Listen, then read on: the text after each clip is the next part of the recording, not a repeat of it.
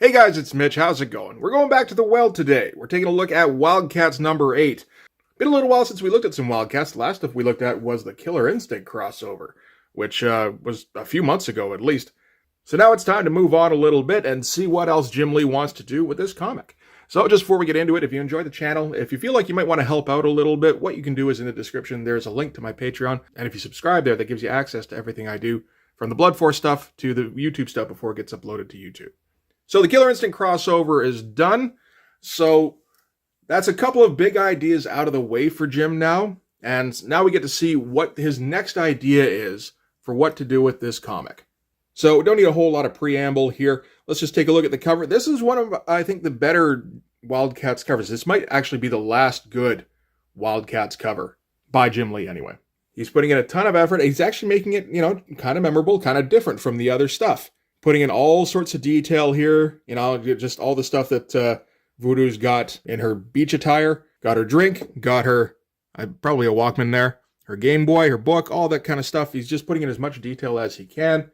Get a POV shot from a villain of some kind, and does give the impression that Jim's going to try and have a bit more fun this issue, maybe.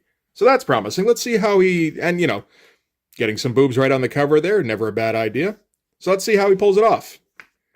So this one feels like an effort to try and make Wildcats more of a regularly monthly book.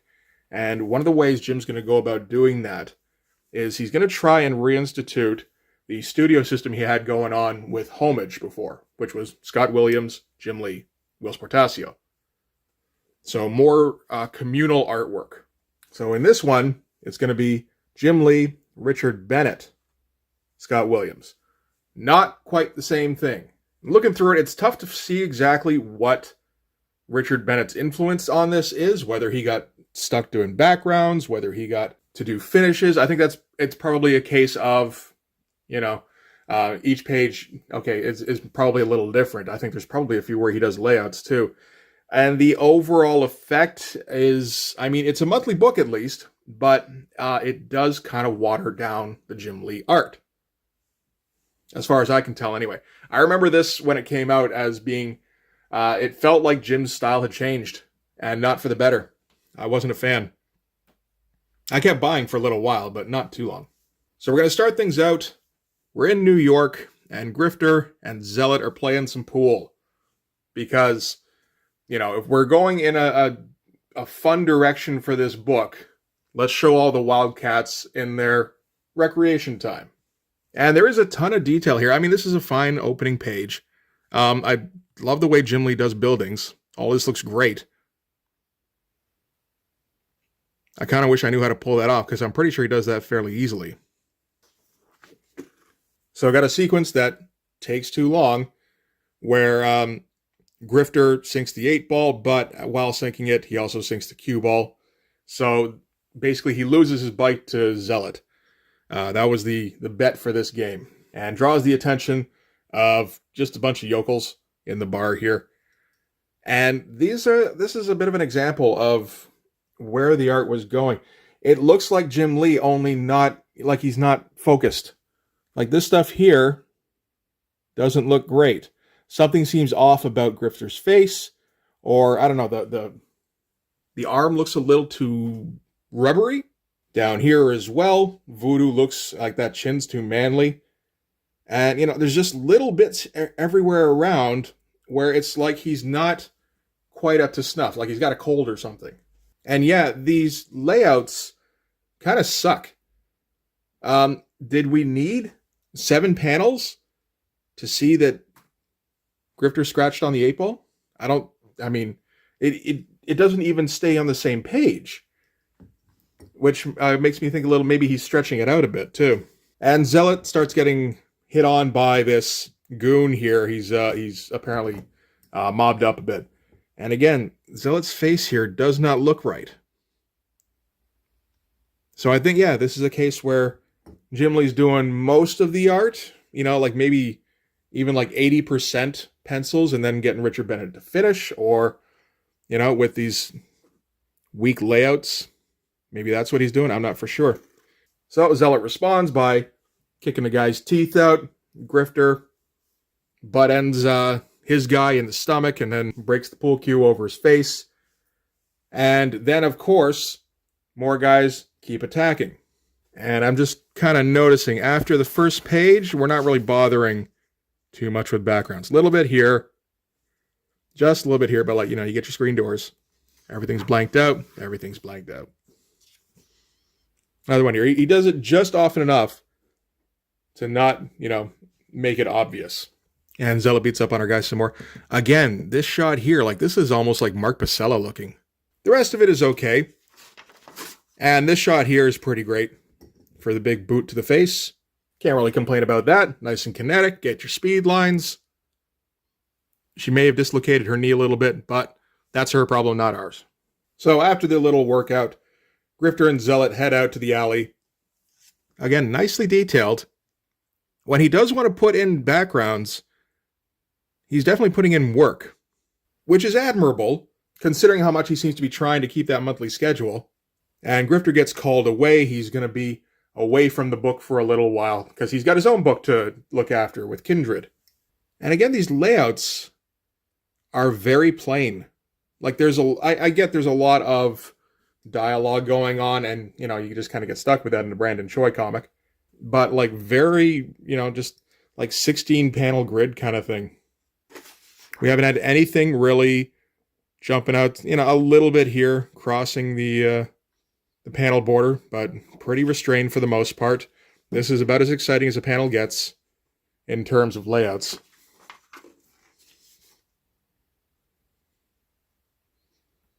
And Zealot wishes him luck and gives him a smooch, which you shouldn't do, because they're broken up. Don't smooch me no more. You're too pretty to be smooching me and expect to stay broken up. So Grifter takes off on his cool-looking bike, and Zealot looks sad. It sums up with the way Jim Lee's drawing hair, where Zealot looks like she just stepped out of the shower. It's just like hanging on her. It's a weird thing. And again, these faces aren't quite right. So I assume that's like a Richard Bennett thing. The only other thing I can think is Jim Lee. I know at some point there's supposed to be a period where Jim Lee is influenced by J. Scott Campbell and starts taking on a bit of his look. And I imagine if they're talking about Wildcats, they're talking about this comic specifically, because it kind of has that feel in terms of being more lighthearted. Certainly with the cover. That could be like a J. Scott Campbell composition almost. The only thing is, around this time, like J. Scott Campbell is probably still working on Gen 13 number 1. So he hasn't been drawing for very long. And while his stuff did blow up, and I'm sure Jim Lee wanted to copy it a bit to see if he could get some of that mojo, I don't think he's doing that with a raw rookie. Again, though, we're alternating between extremely detailed backgrounds and no backgrounds. Like maybe like a happy medium would be a good idea. So we got our little fight sequence, which is, I think, the only fight sequence in this comic, actually. It didn't really accomplish a whole lot. It maybe helped to clarify what Grifter and Zealot's relationship is a bit, because I think that's been hinted at in the past, but never really explicitly stated. So that's something. And of course, it gets Grifter out of the way so that he can go star in his miniseries. So now we're going to cut to Maul and Warblade, who are taking in an art exhibit, which is apparently more of a Maul thing. Because Maul's whole deal is when he gets bigger, he gets dumber. So they took it to the opposite extreme, where if he shrinks down, he gets smarter, which is a decent mechanic. So both Warblade and Maul are looking fairly different from how we would expect. I mean, you know Warblade's got the green ponytail, but it's one thing, thinking that, and then another seeing him with the long green hair, which would have been weird in 1994. But, of course, Maul, not only is he skinny and have glasses, but he's got a goatee. Like, how douchey. Not even a goatee, just a little Van Dyke thing. And Maul has taken Warblade out to an art exhibit.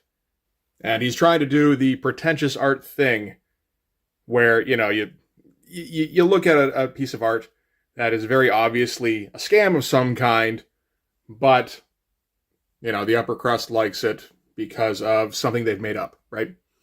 And their conversation about this particular scam piece of art uh, seems to have attracted the attention of a couple of lovely ladies, and Maul is better at talking in this particular venue than Warblade is, which is, again, kind of a change in the expected dynamic.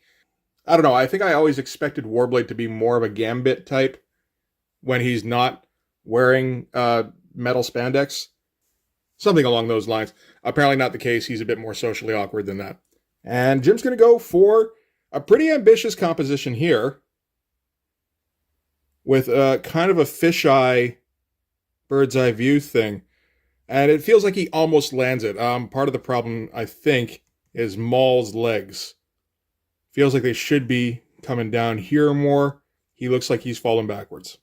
Not that I'm really complaining that much. It's just weird to see Jim Lee kind of, making little mistakes at this point.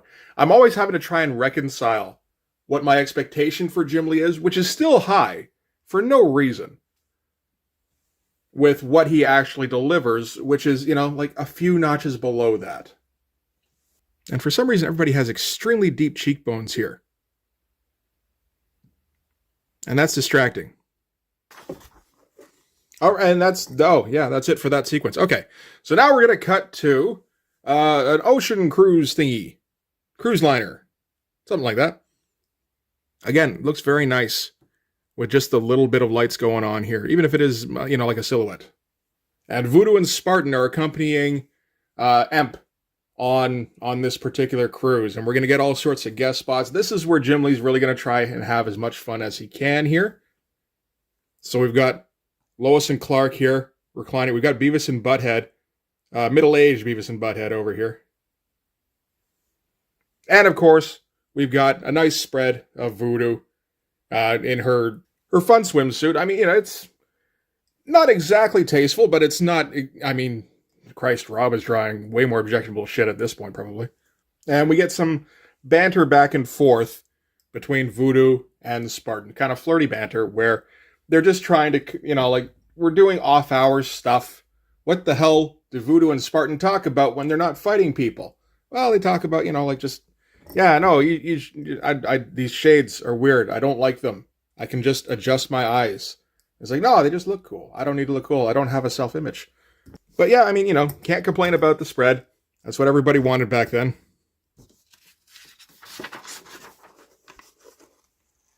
And yeah, I get a lot of Spartan being, kind of beating up on himself, but in a way that sets up Voodoo to reply. It's an irritating thing when you start noticing it. Warren Ellis is somebody who does it a lot, where people will say things, not because it's relevant for them to say it, but so that he can set up somebody else having a zinger, that kind of thing. So here he talks about, how he's synthetic and silicon-based and all, and it's like, hey, you're not the only one with silicon. And Jim goes out of his way to make sure we know what he's talking about. And we got a fun bit here where Hadrian, it almost feels like he kind of flips it on her, where he turns on his X-ray vision. He's like, hey, you're right. and Voodoo, throws her drink at him. He pretends like it's shorting him out. And then, no, turns out he was just playing a joke. And in the background, Cyclops and Jean Grey, who have just gotten married, notice and go, hey, you don't think he might be a mutant? And then she cuts him off. No, we're on our honeymoon. So again, Jim's having some fun. This is as much fun as we're going to get out of Jim, I feel like, going forward, really. And then Voodoo tries to seduce Spartan. I assume she would have been fairly successful if Emp hadn't interrupted. And right at that moment, this vortex swoops down and attacks the ship. Pretty cool looking vortex. And finally, Jim's woken up with the panel design, where, it's kind of a Dutch angle, broken up the bottom of the panel. And this thing here looks pretty cool, actually. Like, when he wants to, he's still, like, one of the best finishers in comics. But again, a lot of stuff here looks just a little off. Voodoo's face, he can't seem to lock down so that he can get a proper perspective on from panel to panel.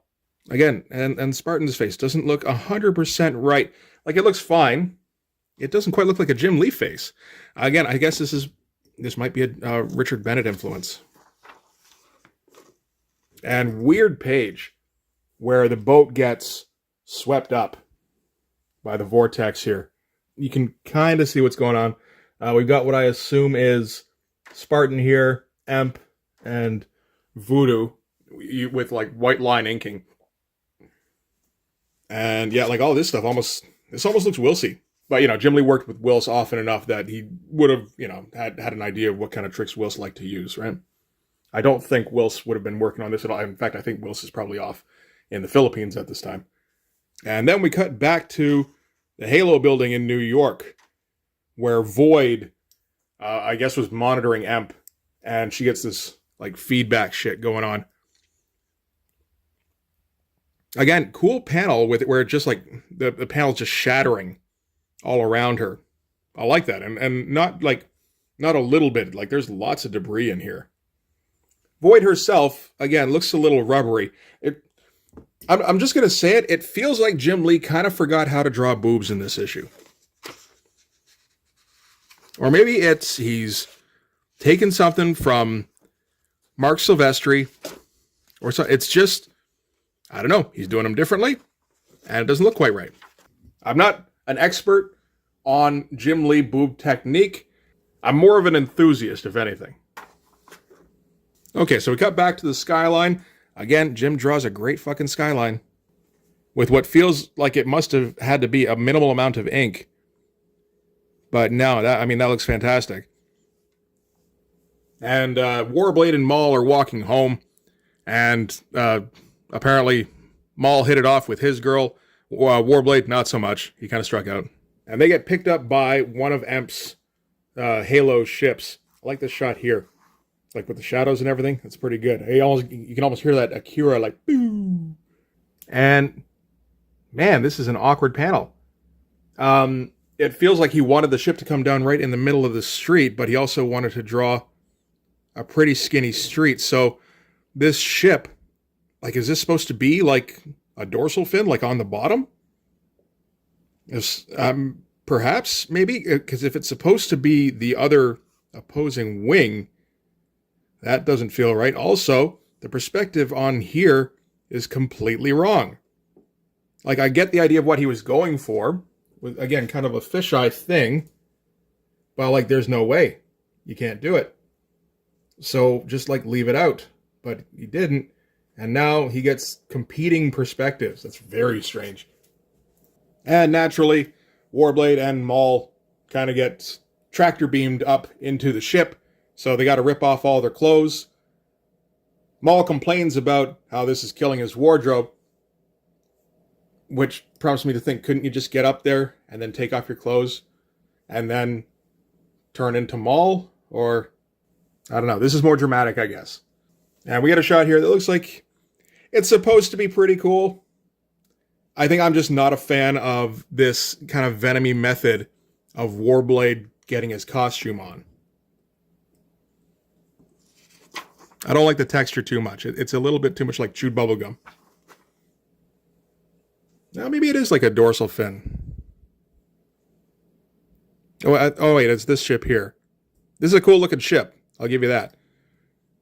I don't know what's going on with this ship. Okay.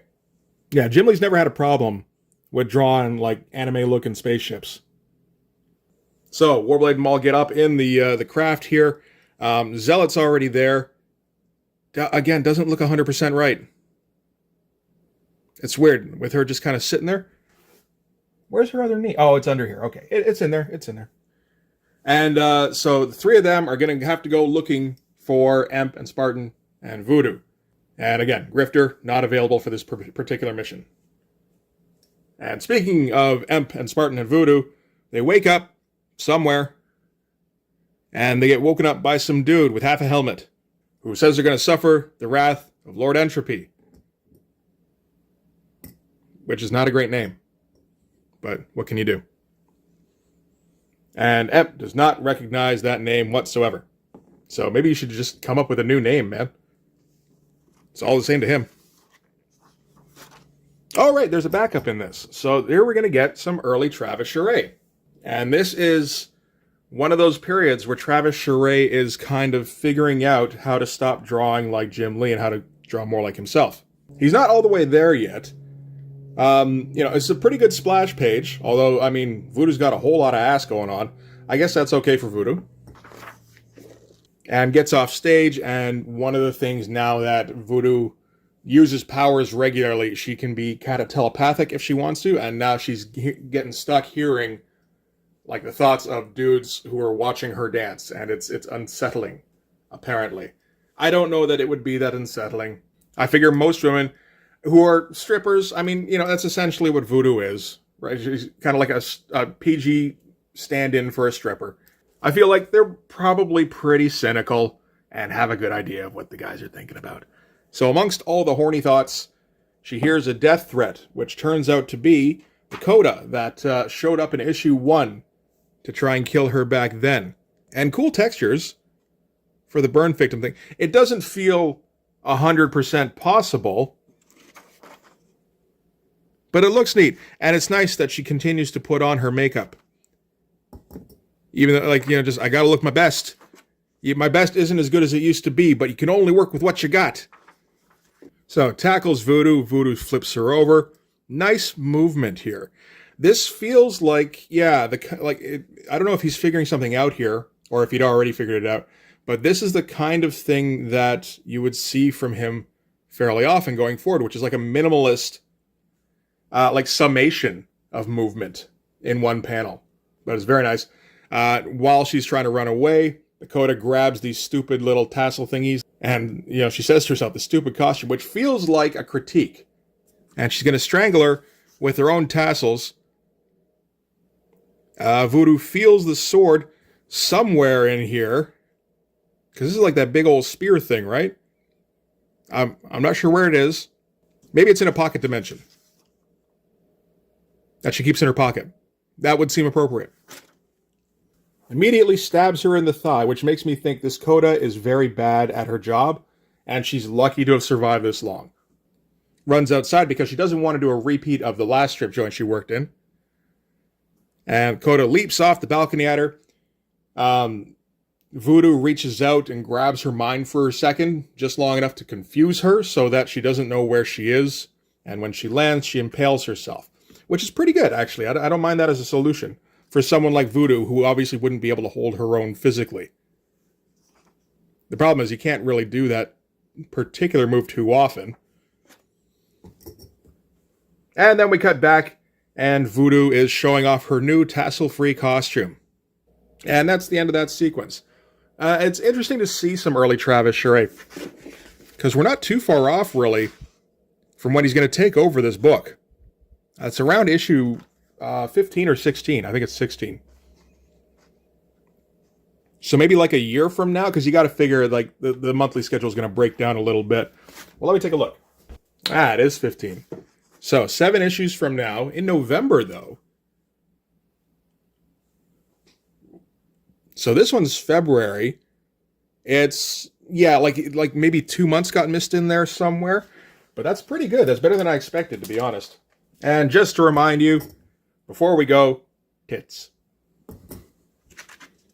You might want to go back and check that page out again. Oh, and we're advertising Wildcats 10, 11, and 12. We're not advertising 13, which is the overrun issue, but that's okay. Which is the crossover between Wildcats and whatever the fuck Chris Claremont's doing. This is Huntsman, apparently. So, Claremont and Lee together again for the very special 3-issue story for 4 issues. So that's it for Wildcats number 8. Not bad. Again, the art it feels like it's degrading, but when you factor in Richard Bennett and the whole studio thing going on, that it does explain a fair bit. And it was nice to get, sort of an R&R issue. Usually you wait a while before you introduce one of those, but the Image guys don't have any kind of patience for that sort of thing. And really, when did we get the famous basketball issue in X-Men?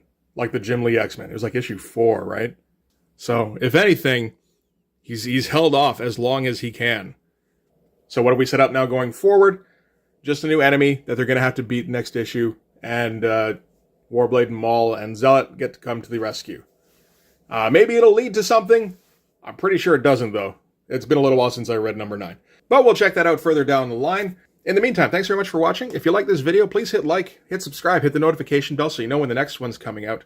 Go and subscribe on my Patreon. That'll give you access to everything I do, from the Blood Force stuff, the pages in the finished comics, as well as these videos before they get out to YouTube, usually a week or so in advance, and some Patreon exclusive content. You can also follow me on Instagram, where I'll be dropping probably weekly drawings, and you can DM me there for commissions. So that's going to do it. Thanks again. I'll see you guys in the next video. Bye-bye.